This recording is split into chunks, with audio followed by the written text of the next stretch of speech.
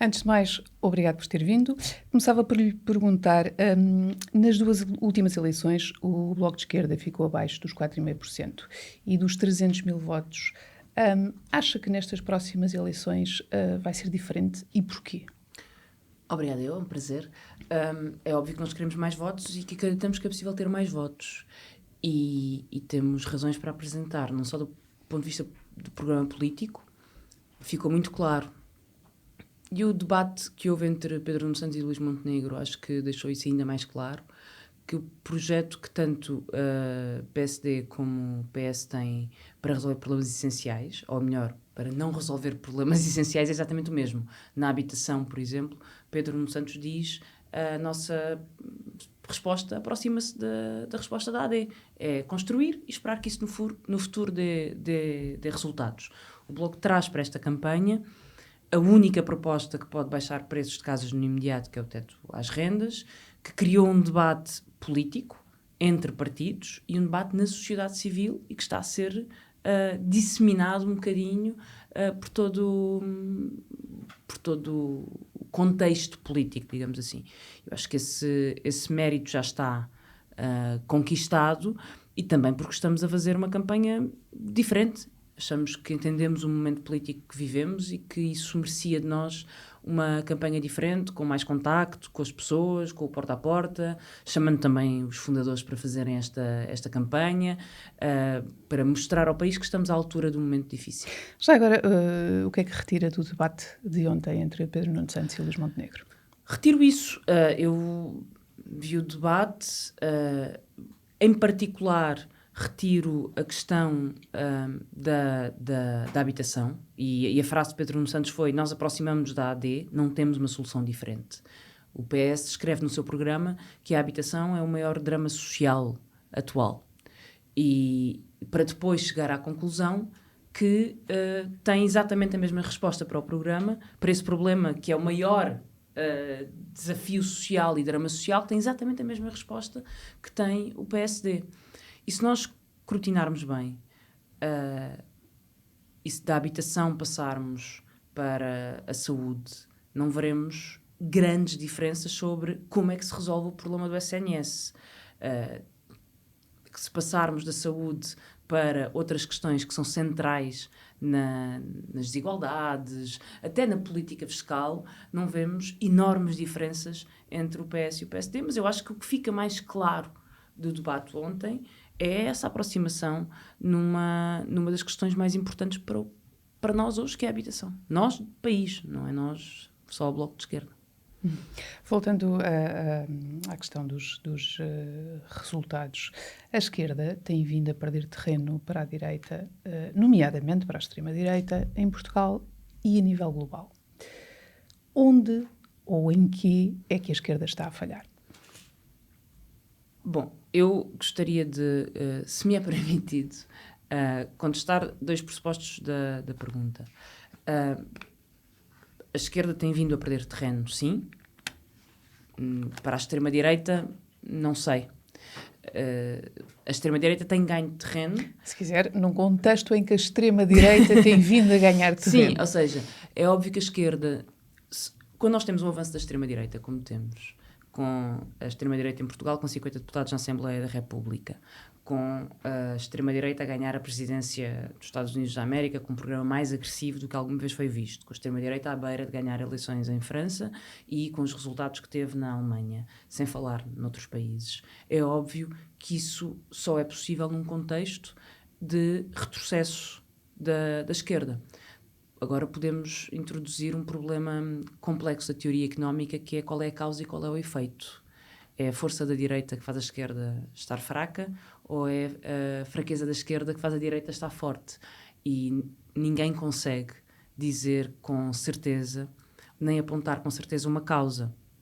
Para sermos honestos, eu acho que nós temos que entender que há um sistema económico e político nos últimos 20, 30 anos que se veio a consolidar de extrema individualização das pessoas, de descredibilização da política, de um centro político que que foi privatizando, neoliberalizando os serviços públicos, foi deixando de dar respostas coletivas para problemas que são sociais e coletivos, que atomizou as pessoas, que criou frustrações e ressentimentos face a promessas não cumpridas e que isso criou um terreno fértil para a extrema-direita, que encontra hoje instrumentos que não tinha no passado.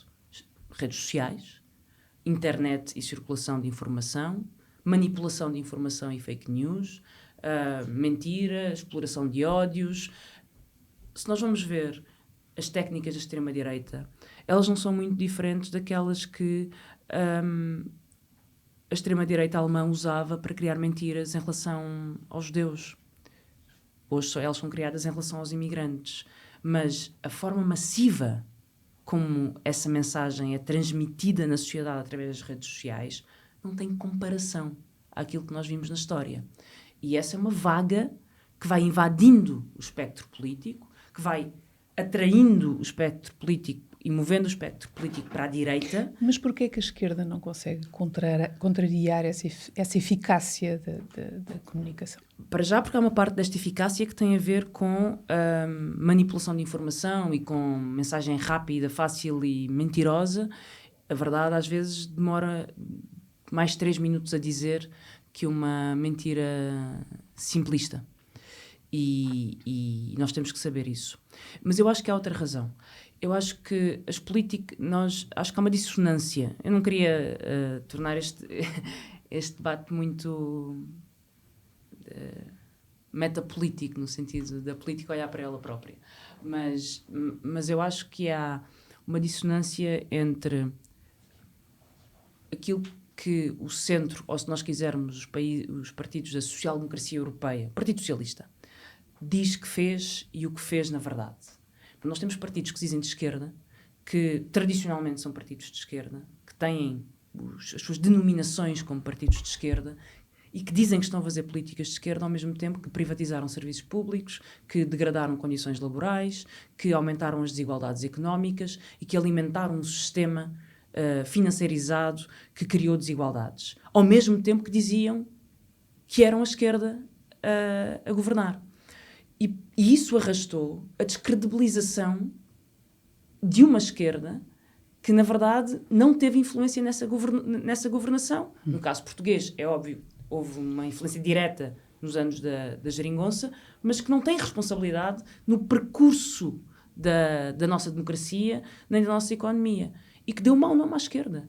E que descredibilizou. Quando Pedro Nuno Santos... Os socialistas deram mau nome à esquerda, é isso? Os socialistas deram mau nome à esquerda em muitos casos. Em muitos casos. Quando Pedro Nuno Santos aparece no debate público a dizer não há nada a fazer na habitação. A nossa proposta é a mesma que tem o PSD. É construir e esperar que as casas sejam construídas. Nós não vamos reverter. Achamos que foi muito errado a isenção de IMT, mas não a vamos reverter. Achamos que a garantia pública aumentou o preço das casas, mas não vamos fazer nada sobre isso. Não concordamos com nada do que foi feito, mas vamos manter tudo o que foi feito e temos exatamente o mesmo programa para a construção. Os tetos nas rendas, isso é impossível. A forma como o Partido Socialista descredibiliza as políticas de esquerda e que são apresentadas à sua esquerda contribui para um descrédito das alternativas a um centrão e que depois não se distingue muito entre PS e PSD. E eu acho que sim, isso é prestar um mau serviço à esquerda e à democracia, porque estão sistematicamente a descredibilizar, a criar inevitabilidades e a dizer que propostas sensatas, razoáveis, são impossíveis, encurtando o campo das possibilidades. Eu queria fazer precisamente uma pergunta sobre isso, porque está a ser menos vocal nestas eleições do que nas últimas sobre acordos à esquerda. Em particular com o PS, na altura, até chegou a apresentar algumas condições escritas. O que é que mudou? O programa do PS está neste momento mais afastado do que estava em 2004 do programa do Bloco? O Bloco e o PS têm programas muito diferentes e a nossa disponibilidade para conversar mantém-se e no dia a seguir às eleições cá estaremos para o fazer e que não haja qualquer dúvida sobre isso, não há nenhum tabu sobre isso.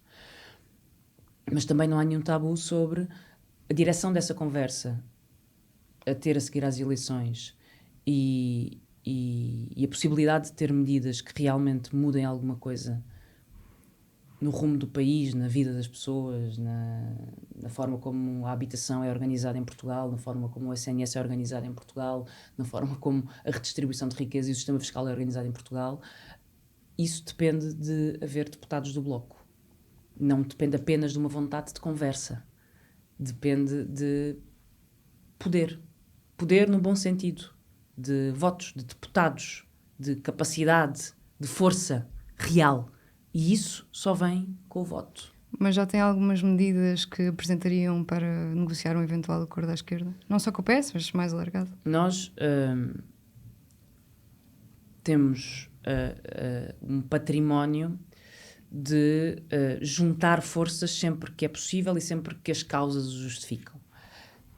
Com o Partido Socialista no passado, num momento muito importante da nossa democracia, quando foi preciso... Quando nos diziam que não era possível expulsar a Troika e subir salários e pensões, e nós fizemos e mostrámos que era possível. Hoje toda a gente acha que a subida do salário mínimo é básico.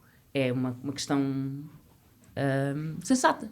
O salário mínimo subiu, eu já perdi a conta quantas vezes, desde aquele ano, 2015, quando foi imposto pelo Bloco de Esquerda. Na altura, isso não era assim. Na altura havia uma polémica na economia portuguesa sobre o salário mínimo devia subir ou não devia subir. Hoje está adquirido.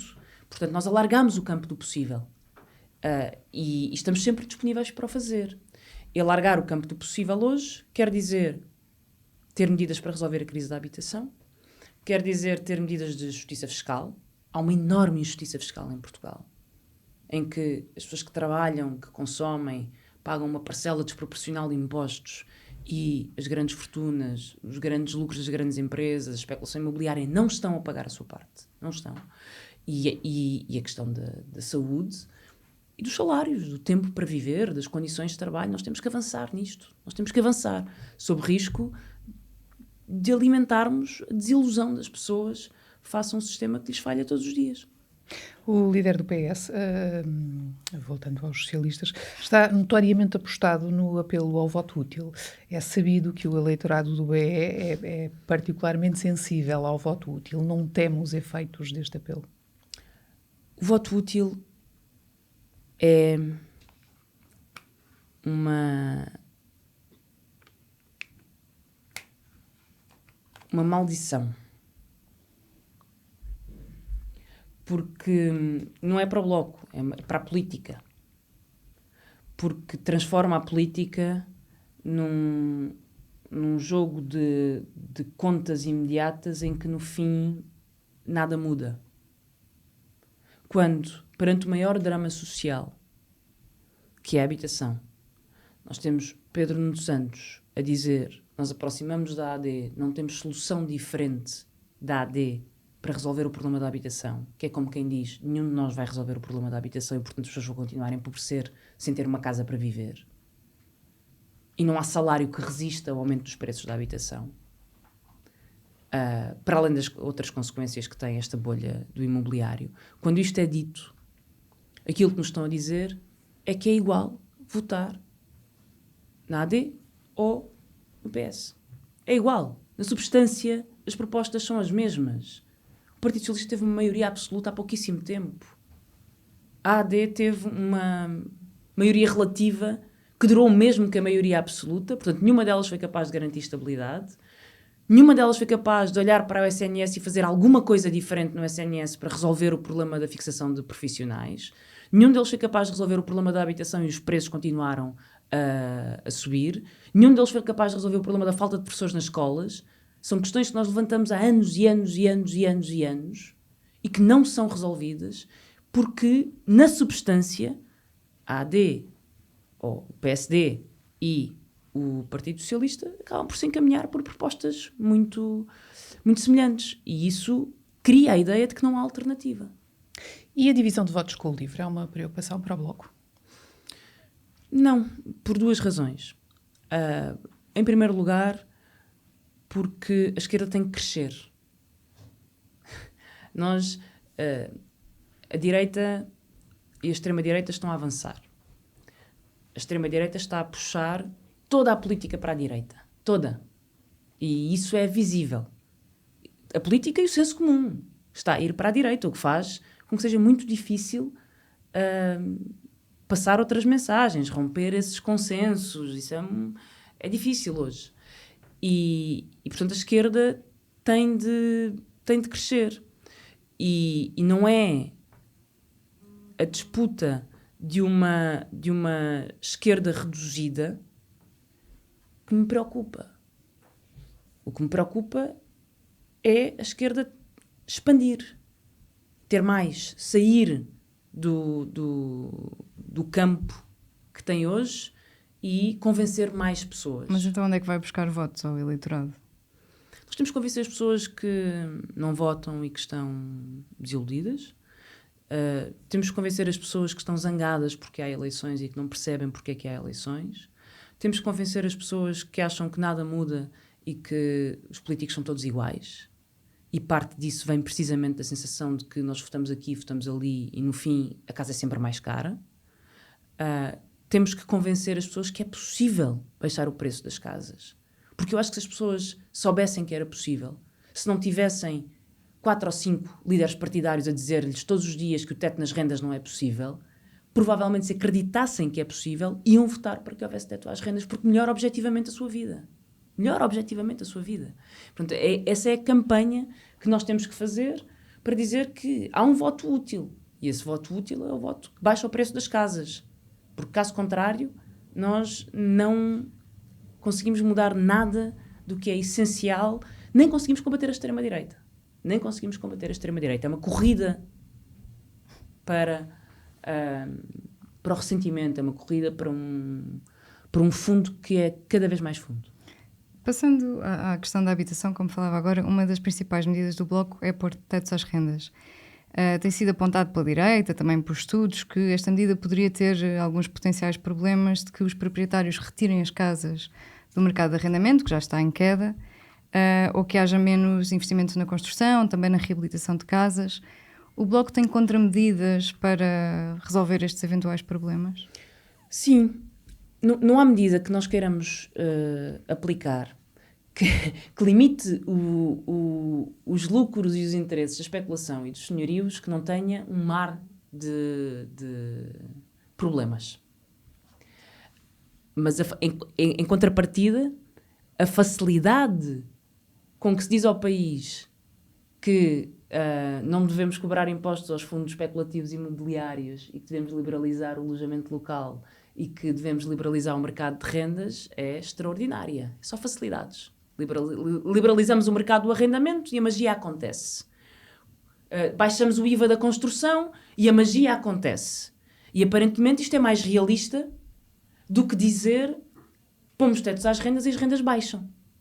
Porque nós temos magos da habitação a contar ficções todos os dias e que passam sem problema nenhum. Mas depois temos que responder sobre 1.500 problemas para uma medida que está provada que resulta. E sobre isso eu gostaria de dizer 2 coisas. Primeiro, a medida está em vigor na Alemanha, está em vigor na Holanda, há vários países que têm formas de tetos às rendas e formas de regulação de rendas. Há zonas de Bruxelas agora que também estão a adotar este tipo de medidas. Há uma razão para cada vez mais países as adotarem, porque elas funcionam e limitam o valor das rendas. Segunda questão. Se a medida é tão má como dizem, alguém me terá de explicar porque é que os políticos na Alemanha e os governantes na Alemanha e na Holanda querem prorrogar estas medidas. Elas já estão em vigor, já estavam em vigor, foram aprofundadas. Porquê? Se elas têm esse efeito assim tão grave, porque é que elas estão a ser prorrogadas pelas esquerdas e pelos partidos da social-democracia, pelos partidos socialistas, verdes desses países? Terceira questão. As casas vazias. Ou melhor, as casas... a vingança dos senhorios. Não me parece que seja muito credível a ideia de que os senhorios, apenas porque podem cobrar 600 ou 700 em vez de 1.400, vão deixar as casas vazias, porque se elas estiverem vazias não cobram nada. O que é que podem fazer às casas eventualmente? Alojamento local, porque é um ganho muito grande de curto prazo, mas isso cabe à regulamentação e à lei evitar mais casas em alojamento local. Neste momento, mesmo em Lisboa, já há uma suspensão de novas licenças. Nós defendemos que até possa ser mais exigente as regras sobre o alojamento local. e sobre formas de arrendamento de curto prazo. Outra alternativa para um senhorio que não esteja interessado, e isso sim aconteceu na Holanda, é verdade, é que as casas entram no mercado para venda. Mas eu pensava que isso era o objetivo de todas as pessoas que criticam esta medida. Era aumentar a oferta de casas. Portanto, não vejo inconvenientes numa medida, até porque neste momento o mercado de arrendamento já só é um mercado de arrendamento para uma elite. A maior parte das pessoas está fora do mercado de arrendamento porque não tem salário para pagar as rendas. Portanto, vai querer complementar esta medida com outras, como regras para o alojamento local ou para a construção de hotéis? Isso tem que ser. Não há nenhuma medida. Nós não dizemos que esta medida resolve todos os problemas da habitação. Dizemos que é uma medida essencial e que não deve ser descartada apenas por preconceito ideológico. Vai ter que haver construção pública e privada. E vai ter que haver limitação de hotéis, e vai ter que haver limitação de alojamento local, e vai ter que haver aumento da estabilidade dos contratos de arrendamento, e vai ter que haver formas de combate ao arrendamento informal e ilegal. Tudo isto vai ter que acontecer em simultâneo para que nós consigamos, para além de conter o aumento, trazer os preços das casas para os valores que sejam compatíveis com o salário. O ministro Castro Almeida defendeu em entrevista ao Expresso que deve ser o mercado a determinar o preço das casas porque o país não é socialista. Como é que lhe responde? Falando em questões ideológicas. Falando em preconceitos ideológicos. Nós há bocadinho falávamos sobre isso. Não, eu falava sobre isso há bocadinho, que é a forma como o debate político se tornou assim um bocadinho confuso e meio distópico até. Porque quando nós temos a direita a dizer que coisas básicas e essenciais de pôr regras no mercado é a revolução comunista e socialista em ação, isso também distorce o debate político. Isso também é feito para criar um enviesamento ideológico no debate político. Na verdade, o mercado a fazer os preços é o que nós temos hoje. O que nós temos hoje é o mercado a fazer os preços. E, na verdade, o mercado faz preços conforme isso garantir taxas de lucro maiores em menor prazo. E o que isso dá é a incapacidade de acesso das pessoas à habitação. Portanto, o mercado não resolve. Não resolve aqui, não resolve na saúde, não resolve nos transportes. Há um conjunto de serviços e bens essenciais a que o mercado não consegue dar resposta. Não consegue, pura e simplesmente, porque os seus próprios incentivos são incentivos de vender ao maior preço possível e de criar lógicas especulativas. O mercado cria bolhas. Eu não sei se o ministro Castro Almeida está a par disto, mas é uma realidade económica muito documentada. Tem evidências empíricas, não é fanatismo ideológico. O mercado cria bolhas.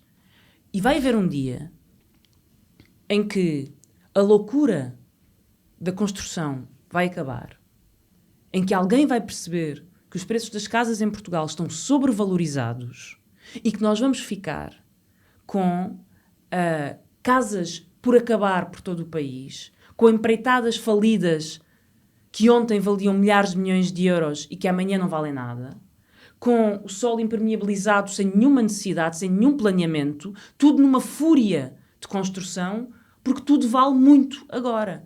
Isto é uma bolha imobiliária a operar à nossa frente. À nossa frente. E depois podemos dizer que ninguém avisou. Mas felizmente está registado numa entrevista ao público. Só uma precisão em relação à proposta do Bloco. Até onde é que o Bloco quer ir nos tetos? Ou seja, até aos apartamentos mais caros, de luxo? É uma medida generalizada ou não? Há vários modelos possíveis. Nós temos tido cuidado de não dizer que há um valor-chave. Porque o segredo de uma medida que funciona nos tetos às rendas, acho que são dois, não é? Uma é a diferenciação entre tetos e congelamento. Nos tetos às rendas, as rendas têm que ser atualizadas. Uma vez estabelecido um teto a uma renda que está de acordo com a tipologia da casa e o bom senso, se a inflação aumenta, se o custo de vida aumenta, esses tetos têm que ser atualizados, porque nós não queremos rendas congeladas. E esse é um primeiro cuidado. E o segundo é ter tetos às rendas compatíveis com a tipologia da casa e com o mercado da habitação. Esta proposta não é para habitação social, esta proposta não é para as pessoas, não é isto que permite o acesso a pessoas mais pobres à habitação. Há outros mecanismos, isto não resolve tudo, mas permite criar balizas no mercado. E o modelo holandês no qual nós nos temos baseado tem um sistema que a mim me parece muito sensato, em que cria 3 patamares e as casas são avaliadas por pontos, de acordo com as suas características. E, portanto, cada casa tem o seu somatório de pontos. E isto permite criar um preço para cada casa, em vez de ter uma tabela para todas as casas, que depois não tem nada a ver entre si. E, a partir de um certo número de pontos, o que a lei holandesa faz é considerar que o mercado é livre. E, portanto, se os pontos querem dizer que isto é uma casa com 200 metros quadrados e no Restelo, e, enfim, uma casa de luxo, então aí o mercado é livre e aí operam fica fora deste regime. E depois há patamares de pontos que dizem, bom, isto é, esta casa com estas características e esta localização até estes pontos, isto é considerado habitação para...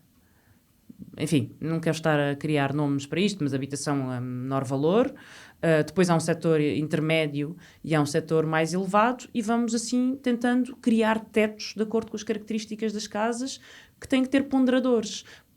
Eu dizer neste momento qual é um valor é muito difícil de fazer, mas houve até um canal televisivo que fez as contas ao simulador da Holanda e que chegou à conclusão que um T2 que custaria mais de 1.200 euros em Lisboa, em Amsterdão, com as mesmas regras, seria 700 e pouco. O que, aliás, se formos sensatos, é muito mais adequado aos salários portugueses do que os 1.200 ou 1.300. A propósito do apagão, voltando um bocadinho à atualidade, defendeu a renacionalização da REN.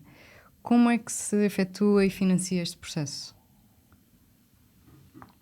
Há várias formas de o fazer. Primeiro é nós decidirmos que era importante fazê-lo e que não nos acomodamos com a ideia de já foi privatizado, pronto, está perdido, está feito, não se volta atrás. Porque isto quer dizer que nós somos... Se isto for assim, este país é sempre a acumulação dos seus piores erros. E o resultado não é grande coisa.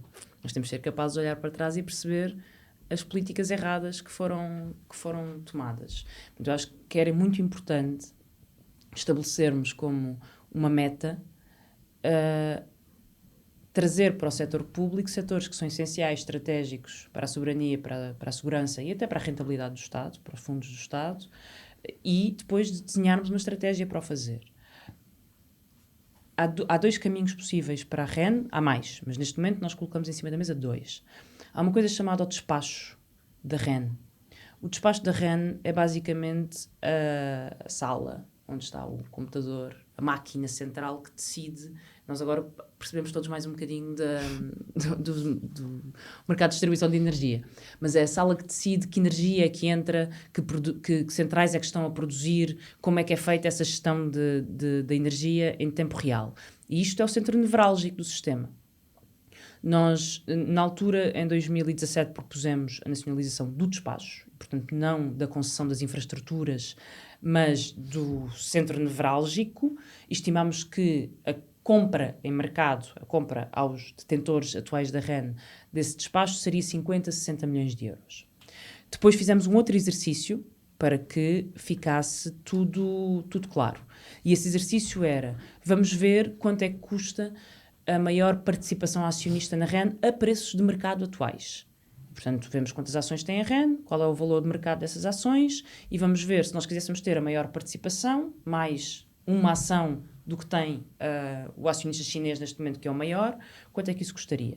A preços de mercados, isso são 460 milhões. eu percebo que falar em milhões é tudo muito, mas 460 milhões é menos de metade do IRS jovem que o governo aprovou o ano passado. 460 milhões é 3 vezes menos que os 1.700 milhões que Portugal gasta anualmente nos benefícios fiscais dos residentes não habituais, vulgo, estrangeiros ricos que compram aqui casas e não pagam impostos. E eu poderia continuar a dar exemplos que colocam estes 460 milhões numa dimensão execuível, possível e que acho que é sensata, tendo em conta os desafios futuros que temos. Falando de investimentos, agora o Bloco tem-se mostrado contra o investimento na defesa. Não acha que isso pode ter efeitos no eleitorado, sobretudo se calhar jovem, negativos, que esteja preocupado com as várias guerras a nível internacional? Eu acho que a melhor coisa que podemos fazer se estivermos preocupados com as guerras é não aceitar levemente que nos digam que vão investir mais 4 mil milhões ou 5 mil milhões todos os anos a fabricar armas. Eu compreendo que há uma narrativa muito forte, há um unanimismo pesado em relação à guerra e à necessidade dos gastos militares, que há poucas vozes capazes de trazer visões diferentes sobre este tema. O que o Bloco de Esquerda diz é muito simples. Nós já investimos em armamento. E o que estamos a dizer é que nós não temos que investir mais em armamento. O armamento que a Europa tem é suficiente para fazer face às ameaças que existem e que reconhecemos que existem.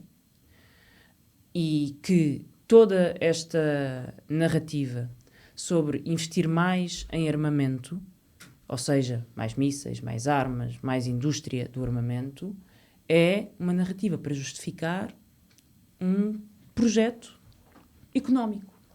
Não tem a ver com defesa. Não tem a ver com defesa, porque a Europa tem as armas que precisa para se defender. Isto é keynesianismo de guerra puro e duro. Puro e duro. E, portanto, é isso que nós queremos explicar. Nós, podendo investir mais 5 mil milhões na nossa economia, devemos fazê-lo em questões que são essenciais para a nossa democracia, que é a saúde, que é a educação, a transição climática, as reais ameaças à segurança, que são os fenómenos climáticos extremos, a segurança da nossa rede elétrica, por exemplo, a soberania digital. Portugal precisa de ter soberania digital. Precisa de pensar se tem capacidade de processamento e de armazenamento de dados para enfrentar a rápida digitalização da economia. Isso custa dinheiro, isso quer dizer investimentos. Portanto, não nos venham dizer que esse dinheiro tem que ser para fabricar armas a partir de 3 ou 4 multinacionais do armamento que são quem vai beneficiar. Muitas delas acabam nos Estados Unidos da América ou em França e na Alemanha. Uma última questão. O Bloco de Esquerda esteve recentemente no centro de uma polémica por causa do despedimento de mulheres que tinham sido mães recentemente.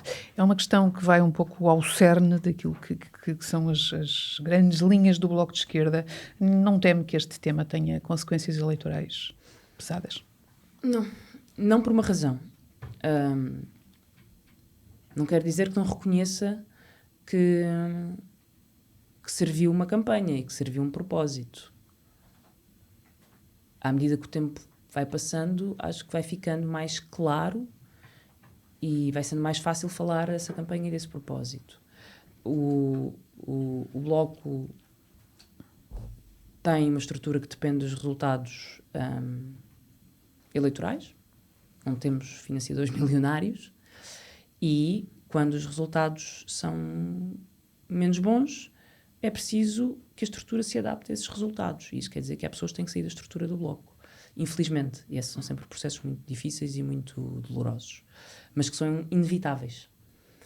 E nesse momento o que aconteceu foi que houve um conjunto muito largo de pessoas que teve que sair. Na verdade foram metade de todas as pessoas que trabalhavam no Bloco nessa altura. E num cenário de muita ansiedade para saber quem saía e quem ficava, porque as pessoas que trabalham no Bloco sabem que o seu posto de trabalho está associado a um ciclo político e têm contratos adequados a isso. E, portanto, tentámos fazer a coisa o mais rapidamente possível. E há 2 casos de 2 pessoas entre todas que saíram, que por terem sido mães há pouco tempo tiveram um cuidado especial e que a quem nós dissemos, olha, nós não vamos conseguir manter isto no futuro, mas não queremos que saia já porque a situação é delicada e sabemos que precisas de tempo para reorganizar a tua vida e portanto, vamos arranjar uma almofada durante 8 meses para continuar a apoiar e a receber salário, etc, etc. E isto quer dizer que o Bloco não só cumpriu a lei, como foi, aliás, além da lei, protegendo estas trabalhadoras, estes 2 casos em particular, entre os vários que houve. Isto é, aliás, um caso que aconteceu há anos. A Catarina Martins, na altura, era coordenadora do Bloco, já respondeu por estas saídas do Bloco na altura em que elas aconteceram.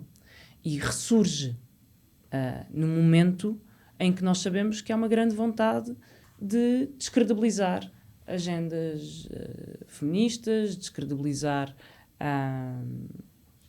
o esforço e o património que o Bloco tem e vai continuar a ter. Mas de onde é que veio essa campanha? Além de que houve muitas críticas internas à condução desse processo. Há sempre, interna e externamente, quem esteja disposto a usar todas as críticas que tem à mão. Mas é óbvio que houve um aproveitamento e é óbvio que houve uma campanha. Uma campanha, desde logo, de desinformação. Eu quantas vezes vi, depois de reiteradamente termos corrigido, notícias falsas sobre este caso. Objetivamente, factualmente falsas, inclusive nos meios de comunicação nacionais. E sei para que é que serviu essa campanha. E, tal como outras, é para dizer, vocês não podem falar mais sobre feminismo. Se vocês, que são os feministas, estão postos em causa, mais ninguém pode falar sobre feminismo. Eu vi um comentador na televisão a dizer, isto prova que o feminismo é uma fraude. E esse é o objetivo da campanha. Dizer, isto prova que o feminismo é uma fraude. E acho que não podemos permitir, porque vimos isto a acontecer em vários países, vimos estas tentativas de descredibilização a acontecer em vários países e elas não afetam o partido em particular, elas afetam uma agenda política, afetam uma visão política. Porque, quanto ao resto, as pessoas sabem que ele tem que saber. Logo cumpriu a lei, foi além da lei, ninguém nos consegue dizer que isso não é verdade e portanto, acho que os factos vão ficando cada vez mais claros. Mariana, Obrigada. Obrigada por ter vindo.